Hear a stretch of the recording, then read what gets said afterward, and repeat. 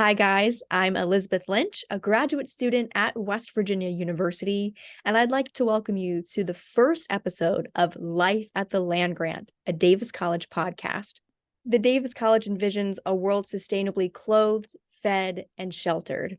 This podcast aims to highlight outstanding faculty, staff, students, and alumni that are opening doors to new opportunities and making an impact in the Mountain State and beyond. So, without further ado, let's bring on our very first guest and learn more about her life at the land grant. I'm incredibly excited to have Dr. Crystal Smith with us this afternoon. She is a teaching professor of animal and nutritional sciences. And, well, good morning. How are you doing? Good morning, Elizabeth. How are you? Doing wonderful. Thank you so much for taking the time to do this and share your story. I think the cool thing about you and I is the fact that we have a lot in common. The first one being that we're both female agriculturists, but the second one is that we're both horse girls. And I think I said that, and a lot of people probably rolled their eyes, but hey, horse people are incredible people. We're determined, we're resilient. So I love talking to horse people. I wanted to know, though, what got you involved in the equine industry? So I actually got involved in the equine industry because I'm a second generation horseman. So my mom is an equine professional as well. And so I was pretty fortunate to grow up in the horse industry, had horses at our home farm, and grew up, showing and training horses and competing all over the country. So it's kind of a lifelong passion of mine that I have parlayed into a career. Wow. I love that. What age did you start writing? Is it, as soon as you were born, you started writing kind of thing? Yeah, so my mom rode while she was pregnant. And Wow. so basically, as soon as I was able to hold myself up on top of a horse, I was astride something and then just continued from there. I love that. And you've been at WVU since 2011. So can you tell me the path that brought you to WVU? Sure. So I actually did a bachelor's and a master's degree at Penn State University. So I grew up in central Pennsylvania, in a horse community there. And so went to Penn State just naturally. I was a really passionate 4-H'er when I was growing up. And so we spent so much time on campus that then it was just the kind of the natural progression for me to go to Penn State. So I did a stint of industry work between my bachelor's and my master's degree to really figure out what it was that I wanted to do. And that's something that I recommend to my students even today. I think it's really easy to kind of put yourself down an academic track, but it's that industry experience and perspective that really makes you a great teacher. So I worked for a sports medicine vet for a period of time. And then I also was an assistant trainer at a quarter horse farm. And it was through those experiences that I sort of decided to go into more of an education route. And so then when I went back for my master's degree, I was very focused on education.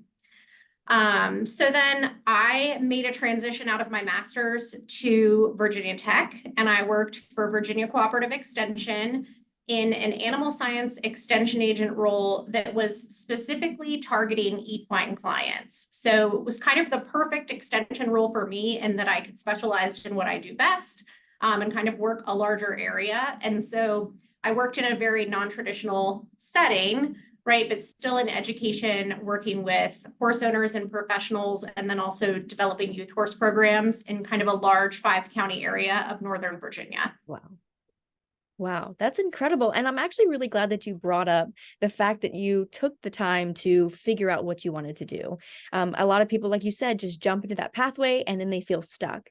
But there's nothing wrong with changing your mind or gaining experiences before you actually make that final decision. And even once you make that final decision, that doesn't mean that you're stuck there forever either. So having the opportunity to change and to grow is something that I think, for me, WVU has really allowed me to do throughout my time here. But, I digress. So thank you so much for sharing that. Not a problem. Every time that I've talked to a student that's worked with you, they rave about you. They rave about your program. You're an incredible person, incredible professor, and I think an incredible mentor as well. I wanted to know what's involved in the equine curriculum that you've developed while you were here at WVU.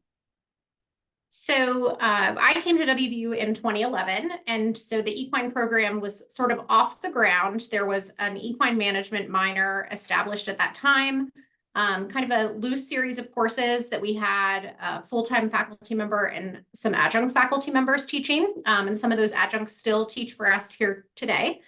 And so it was around 2014 when we started really kind of formalizing the minor, and that came to be based on what we're seeing in terms of our graduates when they go out and try to be marketable for these careers post-graduation. So the Equine Studies minor at WVU is broken up into 3 tracks that are very career focused. So students can either track and specialize in equine science, equine management, or equine assisted therapies. And the core courses that they take in that curriculum are all the same. So that gives them a really strong foundation, regardless of the career path that they're choosing. And then the optional classes, as they kind of progress through those tracks, are what are going to give them those really specialized skills to land those jobs post-graduation. So by and large, if they are equine studies students that are planning to pursue careers in veterinary medicine, then they tend to pursue the equine science track. If they are more industry students that want to be hands-on or in support services, then they tend to be in the management track. And usually our equine assisted therapy students are actually preclinical students outside of the Davis College that want to do equine assisted therapy work as a modality, right? To do either occupational therapy or physical therapy or psychology, whatever it is.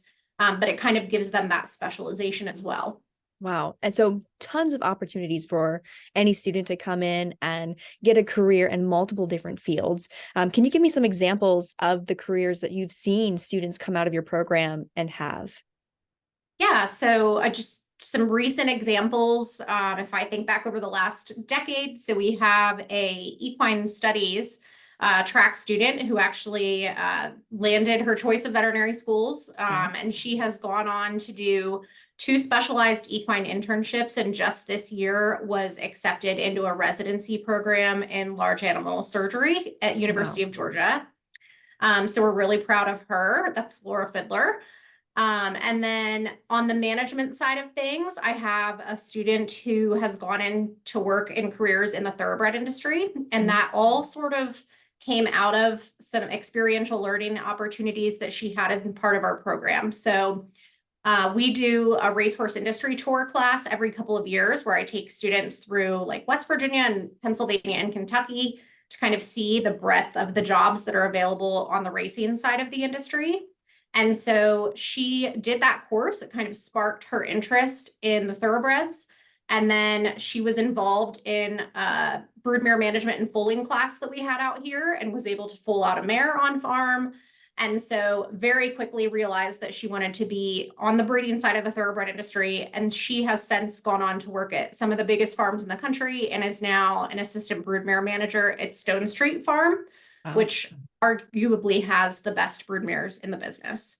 So those would be some great examples. And then on the equine assisted therapy side of things, I have a student who is now working as an instructor at Rainbow Therapeutic Riding Center outside of Washington, D.C.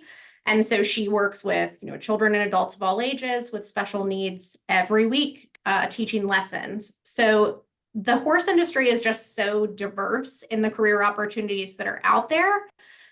So there's lots of options that students can pursue. But the great thing is that you're giving them these experiences while they're here as students so that they're able to make better choices once they leave. And those choices seem like they are incredible. And I think the success that your students have is a good testament to your program that you've helped develop here. So congratulations. That's a huge deal. And I love seeing that success within Davis College and within the students. And it sounds like there's a ton of opportunities to travel. And I know one of the places that a lot of equine students travel is to the J.W. Ruby Research Farm. I've been there once or twice. It's incredible. It's beautiful. And I think you find a lot of peace when you're there too. Maybe it's just me, but I step on that farm and I just find some comfort right in that moment. So what opportunities do students have to engage with the farm? Yeah, so the J.W. Ruby Research Farm in Reedsville, West Virginia, it's about 20 minutes outside of town. It's home to the Equine Studies unit. It's also home to a beef cattle herd that's used for production and research, and then also quite a bit of forage production here on this farm. So in terms of student opportunities, there are many. So we have a team of working students that works underneath me to help with the daily care and management of our teaching horses that we use for all of our hands-on classes at the farm. And so those students get very involved in, daily care, things related to developing their veterinary skills. They also help manage the facility, help manage and work some of the public-facing community events that we do and the horse shows that we do. So those students get a very broad experience. And generally, I select those students out of my intro equine handling and training lab that all of the students in the minor have to go through. And so then we'll kind of make selections based on their performance in those courses. Right. So that would be one. We also have some internships that are available on farm. So I have a social media and communications intern that helps with a lot of the marketing and the social media management related to all of the things that we do out here. I don't know who's running it right now, who's running your social media right now, but they are incredible. I'm always seeing things about WVU Equine Studies on my Instagram. That is incredible. And that's also a little shout out to go and follow them on Instagram and Facebook because they are doing an incredible job. Sorry, side note. No, we've had some great social media interns, and shout out to Olivia Harris. That's who it is right now. Wow. Well, great job. And then we also have an events management internship that those students are involved in all aspects of managing all of the horse shows and the community events that go on at the farm. And something that people don't know is we both rent the facility to outside entities. So there are people who, rent the facility, and we kind of prep it and help with the facility management while they're on site, but they actually produce their own events. And then we also produce some student-run open horse shows and things like that, that our students benefit from gaining those management and events management experiences. Are your horse shows open? It's one of the things I didn't ask in our list was about the horse show experience that you guys are able to put on. Yeah, so all of the shows that happen at the farm are open to spectators. So anything that is a horse show or a community event is just open to spectators. And then depending on the event, will just depend on if it's, an open show that's open to all breeds, disciplines, ages, etc., or if it's a sanctioned show where somebody would have to be a member to participate. Incredible. And if somebody wants to perhaps go and watch one of these shows, they just have to follow your social media in order to figure out those dates, right? Yep, that's correct. Perfect. I love that. And WVU also was the home and the host this past year. I was able to be a small piece of this in a small capacity, and that was the American Collegiate Horsemen's Association convention. Has WVU ever done this before, ever hosted this event? We've actually not. So Wow. WVU has been a member of Collegiate Horsemen's for probably going on 15 years now. But we've never really been in a situation where we felt like we were, ready, able, had the facility and the backing to host a national convention. But with all of the renovations that have happened at the JW Ruby Research Farm over the last, 5 years or so, we now have a facility that we can really be proud of. And so it was kind of the perfect background to host that national convention. So we did some things on campus. We partnered with Adventure West Virginia and did some things at University Forest. But we had all of our industry demos and kind of the hands-on pieces of convention out here at the farm. And every student that I spoke with during that time, they loved it. They learned so many things. They had a lot of different opportunities, a lot of hands-on opportunities. And WVU helped provide that. Davis College helped provide it. And then so did you. So incredible. That was an amazing event. And how often are students able to get involved with the American Collegiate Horsemen's Association here on campus? So we have a local chapter. So West Virginia University Collegiate Horsemen's Association meets once to twice a month. They do both, business meetings on campus, but they also do quite a bit of immersive educational experiences, either at the farm or like traveling to events. So for instance, this weekend, some of the members of that organization are actually at Road to the Horse in Lexington, Kentucky, which is a big colt starting competition. So they're able to go down there and gain some skills as part of their club experience. How cool is that? Just another wonderful opportunity that are provided to the students that anybody can take a part in. Do you have to be part of the Equine Studies program in order to be a part of the American Collegiate Horsemen's Association? You do not. So Collegiate Horsemen's is a student org on campus. So we Okay. do have some students involved that aren't pursuing the equine studies coursework or don't want to work necessarily in the horse industry, but want to be involved on campus in horses in some way and kind of, find a friend group and kind of keep their finger on the pulse. And so we do open that up to students from across the university. Perfect. That's incredible. I wanted to shift gears just a little bit. Your students were recently in the news. So can you go into the gift to the Rosenbaum House? Oh, yes. So we were able to adopt a week at the Rosenbaum House as a result of an ugly Christmas sweater horse show that two of my master's students put on. So in December, we hosted an open horse show at the farm. So people, with any type of horse of any age could come. The only requirement was that they dressed in ugly Christmas sweaters themselves, and some of them also decorated their horses for the event. And all of the entry fees that we brought into that show or from that show, once our expenses were paid for, we gifted back to the Rosenbaum family house. And so we were able to donate $1,000 back and adopt a week. So we'll be adopting the week leading up to the Kentucky Derby. So the Derby is the first Saturday in May. So we'll be adopting that week leading up to the Derby. And then Collegiate Horsemen's also just did a small service project related to that, which I won't release the details of yet. But Keep it just hush hush. tease that out. They have a little service project kind of cooked up that they'll also be announcing that same week leading up to the Derby. And is this something that other people can get involved in if we needed to help with this project? Yes, there's always ways to get involved. I always have a million wild ideas and I'm always looking for help. That's incredible, though. I just wanted to ask, why do you think that it's so important that students become involved in community service projects like these? So I'm fairly committed to kind of servant leadership in my own leadership style. And so I really try to imprint that on our students as well. I think, students are the recipients of so much in terms of gifts that they receive either, from private donors or scholarships or even our farm, is all the renovations that have been done out here are all the result of a private gift that was given to the university. And none of it would have been possible without that organization stepping forward and gifting those dollars. And so, our students gain a lot out of the gifts that are given to them and the service that's kind of given back to them. And so I just want them to have a mindset of returning that in some way. And so, it doesn't always have to be so overt. Like it can be something as simple as just doing, a community service activity on campus with iServe or planning an event that the community can benefit from.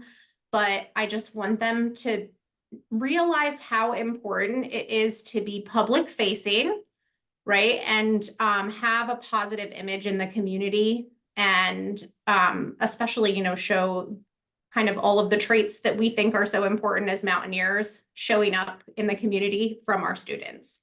That's perfect. I couldn't have said it better. That was incredible. I think it's a really important skill to have, whether that's volunteerism or giving back to a community that's given so much to you. So thank you for teaching that to your students and kind of instilling that skill in them. I wanted to kind of jump into a situation where I pretend like I'm an incoming student. Okay, I've been at WVU for a very long time, but pretend like I've never heard anything about it. I might be a freshman or I might be a new grad student. What kind of degree should I work toward if I'm interested in becoming part of the Equine Studies program? Okay, so the Equine Studies program is open to students of any major in the university. And it really depends on your career path or your intended path as to which major I would direct you to. So by and large, students in the Equine Studies program are also students that are enrolled in the Animal and Nutritional Sciences degree. So we see a lot of students come through our doors that want to pursue careers in veterinary medicine or hands-on careers in industry, whether that be like farm management, Also, we have quite a few students that want to go and work in sales or in a technical role, so like in animal health or in nutrition. So for those types of students, I think by and large, they end up being animal nutritional sciences majors, and we're happy to have them here in our department. We also have some students that want to be a little bit more on the business, accounting, finance side of things. And so they tend to be agribusiness management students. But then I've also had students that want a career in marketing, right? And they want to market for an equestrian brand. And so they will pair the minor with their marketing degree or their communications degree or whatever else it is. So there's a lot of flexibility. We're definitely open to students across the entire university. Perfect. And that just goes to show how many opportunities for careers there are, not just in the equine world, but in the ag world in general. There's so many different pathways that you can take in order to become a part of the future of agriculture and make that impact that you want to make. Now, can you bullet point? You've told me so many already, so many different exciting opportunities that a student can partake in or look forward to. Can you give me your top 3 exciting opportunities if I were to become a part of the Equine Studies minor? Sure. So I think the first one is that we have a very career-focused coursework that is taught by people who actually work in the industry and are professionals in their stated fields. So I think that would be kind of tops on my list. I think that we are very heavy in hands-on immersive coursework. And to me, that's so important. So I cannot overstate the value of the REOCs and the farms that are available to our students in terms of giving them the hands-on skills that they really need to be marketable for careers in the industry that they're trying to pursue after graduation. So I think that would be 2. And then I think the third one would just be there's so many opportunities outside of the classroom to, expand your worldview and your network in terms of student orgs or some of these immersive travel classes that we're doing. And so definitely don't spend all of your time on campus. Don't spend all of your time just going to class. You need to do all of those things. And then you also need to round out your experience with all of those other kind of more hands-on and immersive experiences. That's perfect. And that's exactly why we need to have these students come in and follow this pathway, because there's so many wonderful opportunities for them to take advantage of. Just those top 3, perfect. I wanted to ask you as well, you are a teaching professor, and so you teach multiple different courses. What is your favorite class to teach? So my favorite lecture class to teach is ANVS 330, which is Equine Facility Design and Management. And there are a multitude of reasons why. So with my time in extension, I did educational programming for horse owners and also did a lot of farm consultations. And the material and the content that we cover in that class is all of the things that horse operations, struggle to manage or need to accommodate for in their business. And so there's a lot of real world examples that I can pull in from my previous career into that classroom. And the way that class is formatted as well, it's very summative, informative in its assessment in terms of that the students build out this portfolio where they fully design, plan to construct and budget, manage the land in their portfolio, and then also develop feeding and management plans and nutrient management plans for the facility that they've decided to work on throughout that course. So by the time they're done, they have knowledge that horse owners across the country wish they had, right? Just from real world problems that are out there in the industry, or real world challenges that are on farms. And they've also built out a product that some of them ultimately go on to use. So the students that are planning to open up their own facility or, go manage someplace will often base their portfolio on a real life example that they plan to go live out. And so they kind of walk out the door with that full management plan fleshed out. Wow. Wow. So that is very much a start to finish and very much a very large framework for these students to take with them. That is perfect. I love it. Is this a fall or a spring class typically? It's a spring only class. So I'm actually teaching that right now. Oh, okay. What are they doing right now? What are they focused on right now? So right now we're in the land management section of the course. So we're getting into manure management, nutrient management, and things like that on farm. And that's always, I feel like, one of the most difficult pieces to, aside from the business aspect of things, is just ensuring that you've got the right forage and the right nutrients and nutrition for your animals to thrive on. So that's a tough piece. Okay. I wanted to ask one more question before we finish everything out. What advice would you give to those who want to start working in the equine industry? So my advice would just be that you don't have to look like me to work in the horse industry. So you do not have to be a second generation horseman. You don't have to be a first generation horseman. You can build on the experiences that you have. And so I think so often students are worried to start or maybe intimidated that they don't have the background or the experience to be successful in that industry. But what I can tell you is that the students that roll into and out of my classroom, regardless of the experience they brought with them, they walk out a success all the same. And so just don't hesitate to start. If this is something you're really passionate about, know that you can start building on those experiences right now from the moment that you're in. And, your path will not be linear, and, you're going to have to work at it and be pretty diligent about kind of building your career out to be what you want it to be, but it's truly possible for everyone. So, don't hesitate. If this is an industry that you think that you want to work in, the industry is wide open. The labor market is in the students' favor. So everyone is looking for good, competent help right now. And there's tons of jobs in the industry. And so it's really, up to the student to kind of decide what they want to do, but it's open and it's there for them. And you've got to start somewhere. So it's always really nice to have a positive environment that you're able to grow, learn, make mistakes in. And I think that you've really created that environment for your students. Is there anything else that you wanted to share before we close it out with one more question? There's nothing else that I would want to share as just kind of advice for students. I just, would welcome the opportunity to see any of them in classes.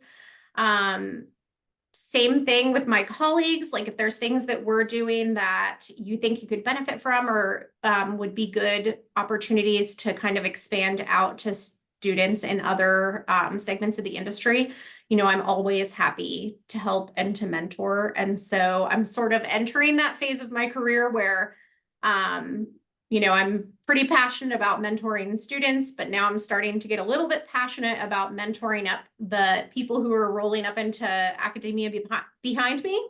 And so just definitely use me as a resource if you feel like you need to. And if somebody needs to contact you, how can they do so? So if you need to contact me, always email me. I am very unaccountable to my office and my phone because I teach outside and hands-on so much that I'm very unlike a typical professor that's in an office. And so it's always best to email me. And then when I'm back in my office on campus or at the farm, I can sit down and kind of process all of those things in one big block of time. So definitely reach out to me my email, and it's just crystal.smith@mail.wvu.edu. My favorite kind of professors are the untypical professors. So it's a good thing to keep in mind. All right, my final question for you is, what makes your life at the land grant so special or so impactful? Oh, that's a great question. I think what makes my life at the land grant so impactful and so special is definitely just seeing the student successes. So I was actually at a meeting this fall where they had a massive whiteboard and they asked you to write up like what it was that kind of like fed your soul and made you excited to get up in the morning. And so for me, it's student success. Like I want our students to be successful. I love seeing them land great jobs in the industry. And then now I've been at this long enough that I'm starting to be able to ask them to come and give back. So that's super exciting to kind of just see that come full circle.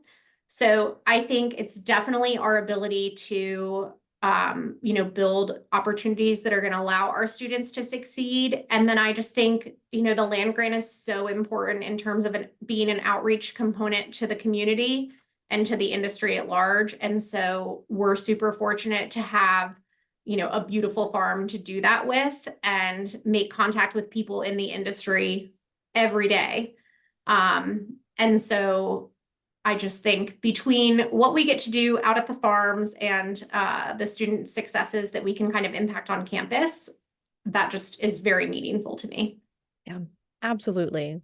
Well, Dr. Smith, thank you so much for taking the time to be on this show today and sharing your story. You are an exceptional professor, exceptional mentor, and somebody that I personally look up to. So you are doing a wonderful job here at Davis College, and we couldn't be more proud of all the work that you're doing. So that is the end of our show today.